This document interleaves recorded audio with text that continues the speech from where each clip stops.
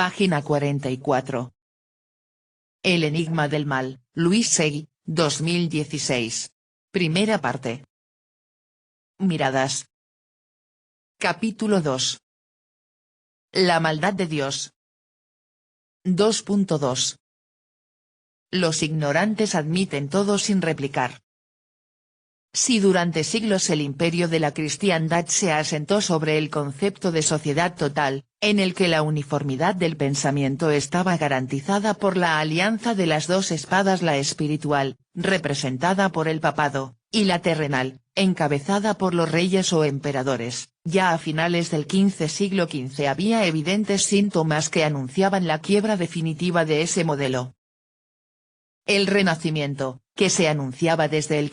siglo XIV, se consolidó hacia 1450, a la vez que la invención de la imprenta, lo que permitió a partir de entonces una extraordinaria difusión de la cultura, coincidiendo además con la era de los grandes descubrimientos geográficos en un marco de extraordinaria eclosión creativa en el arte y en la literatura, acontecimientos que señalarían el comienzo de la modernidad. Bien podría afirmarse que todo el siglo XVI fue testigo de una suerte de aceleración histórica por la trascendencia y la proyección de los acontecimientos que convulsionaron la vida religiosa, la política y las relaciones sociales en su conjunto. En 1513 Nicolás Maquiavelo escribió su obra más conocida, El Príncipe, que envió a Lorenzo de Medici, a quien estaba dedicada. A pesar de que no fue editada hasta 1532, su circulación en forma de manuscritos se multiplicó y tuvo una gran repercusión en toda la Europa de su tiempo. Esta obra, en la que su autor se muestra como un auténtico precursor de la ciencia y de la filosofía política, prefigura el paso del amo antiguo al moderno e introduce en el análisis de la política el factor subjetivo. En suma, pone de manifiesto que son los hombres quienes con mayor o menor acierto modelan la vida social, y no poderes sobrenaturales de los que hasta entonces la Iglesia se erigía en intérprete. Reivindicar la autonomía de la política con respecto a la moral impuesta por la Iglesia, a la que Maquiavelo consideraba la principal responsable, junto con las monarquías de Francia y España, de la fragmentación territorial de Italia. Era algo que el Vaticano no podía tolerar. En 1559, El Príncipe sería incluido en el Índex de libros prohibidos, y su autor, vilipendiado e injuriado hasta el punto de que los jesuitas quemaron su efigie en la plaza de Ingolstadt como coadjutor del demonio. Transcurridos apenas 4 años desde que Nicolás Maquiavelo escribiera su obra, el monje agustino Martín Lutero fijó sus 95 tesis en la puerta de la Catedral de Wittenberg, dando inicio al movimiento que se convertiría en la Reforma. Aunque el teórico y político florentino no hace mención alguna a Lutero y a su gesto de rebeldía, es virtualmente imposible que ignorase su existencia, teniendo en cuenta la inmediata repercusión que él mismo tuvo en Roma y en toda la cristiandad. Para el florentino, las intrigas políticas originadas en los estados pontificios dirigidas a sabotear la unidad de Italia, y la misma influencia de la Iglesia en las decisiones de los poderes temporales, eran un mal en sí mismo. La corrupción de las costumbres imperante en el Vaticano, que alcanzó su cenit en tiempos de Alejandro VI el Papa, del que Maquiavelo escribió que nunca hizo nada ni pensó en otra cosa que en engañar a los hombres, y que, con matices, se prolongó durante los mandatos de Julio II y León X, era sin duda un aspecto en el que uno y otro, el político toscano y el monje agustino, coincidían en buena medida al considerarla maligna y negativa para la Iglesia misma y para el conjunto de la sociedad. La relajación de las costumbres en la curia, el abuso de las dispensas y las indulgencias, el nepotismo y la compraventa de cargos eclesiásticos, estaban entre las prácticas que denunciaba Lutero, que además cuestionaba algunas de las doctrinas de la Iglesia. La respuesta a las 95 tesis fue la bula que en 1520 el Papa León X lanzó contra él, y que Lutero quemó públicamente. En 152 él fue excomulgado, y después del Concilio de Trento que se inició en 1545 y se prolongó hasta 1563, convocado paradójicamente para intentar un acercamiento entre la Santa Sede y el luteranismo, lo que había empezado como una propuesta de reforma de la Iglesia se convirtió en un cisma irremediable. En cambio no podían estar de acuerdo, Maquiavelo y Lutero, en una cuestión que para el primero resultaba decisiva, la separación del poder temporal del poder eclesiástico y el rechazo de la interferencia de la Iglesia en las decisiones políticas de quien estuviese al mando del Estado, fuera este un principado o una república. Para Maquiavelo, que era muy consciente de la importancia que para el pueblo ya no tenían las creencias religiosas, el papel de la Iglesia era servir al poder, y no al revés. El adoctrinamiento, los ritos y toda la parafernalia simbólica que desplegaba la Iglesia habrían de contribuir a lo que Étienne de la Boétie definiría 40 años después como la servidumbre voluntaria de los súbditos, preferible a la coacción física, aunque ésta no debía nunca descartarse como último recurso.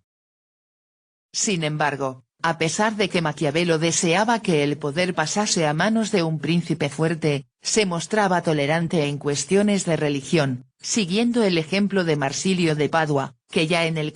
siglo XIV proclamaba públicamente que la Iglesia no tiene derecho a ejercer coacción alguna sobre las conciencias, anticipándose unos años a Sebastián Castellón, tan odiado por Calvino. Lutero, en cambio, buscó desde el comienzo de su enfrentamiento con Roma no solo una alianza con las autoridades civiles, sino que éstas tomaran bajo su protección la práctica del culto luterano, participando activamente en la reorganización de las estructuras eclesiásticas. Erasmo había advertido acerca de los riesgos a los que se exponía la Iglesia forjando una relación semejante, un temor que se vería confirmado casi de inmediato cuando la Guerra de los Campesinos estalló en Alemania comprometiendo gravemente a los luteranos. Como ocurre con frecuencia en la historia de las disidencias políticas y religiosas, al principio de su predicación Lutero defendía la tolerancia una exigencia propia de quienes se saben débiles frente al poder, en este caso de Roma y llegó a utilizar un concepto tan novedoso entonces como libertad de conciencia, una libertad contra la que él mismo lucharía no mucho más tarde. El segundo gran terremoto que sacudió al cristianismo, esta vez en su vertiente evangélica, fue el cisma protagonizado por Juan Calvino, un reformista moderado que tuvo que huir de Francia ante la persecución que padecían los disidentes.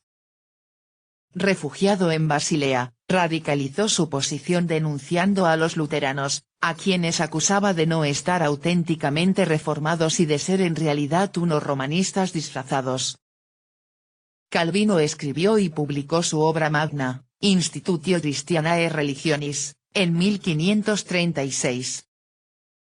Ese mismo año participó en el derrocamiento del catolicismo en Ginebra, donde permaneció durante 2 años como un auténtico dictador moral y religioso hasta que fue obligado a marcharse debido a su sectarismo y a la rigidez con que aplicaba su doctrina. No obstante, en 1541 los mismos ciudadanos ginebrinos que antes lo habían rechazado reclamaron su presencia, alarmados por la influencia que los católicos estaban recuperando en la ciudad. A partir de ese año y durante los 14 siguientes, Calvino impuso en Ginebra una dictadura teocrática y convirtió a la ciudad en el buque insignia de la reforma más radical.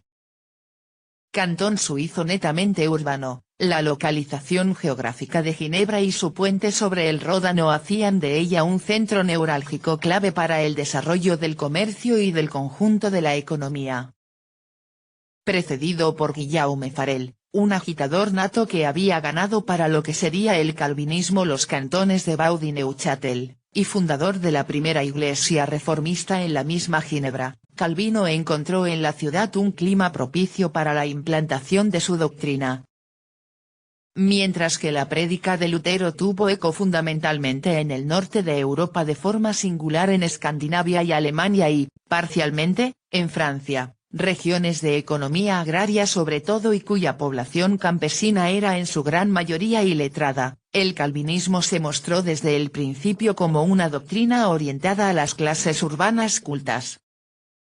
La respuesta al interrogante de por qué el credo calvinista encontró tanta receptividad entre los buenos burgueses ginebrinos, para extenderse a continuación por otras importantes ciudades europeas, hay que buscarla en el pujante desarrollo del capitalismo comercial, que tenía su asiento precisamente en el espacio urbano, y en el oportuno encaje ideológico religioso que el sistema de Calvino le proporcionaba a esa clase social y a los intereses que ella representaba.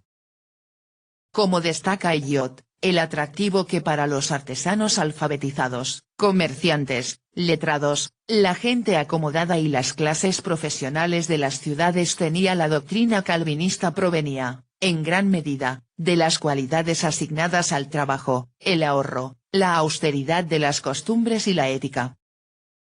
El calvinismo estaba produciendo un impacto en las clases educadas e instruidas de Europa.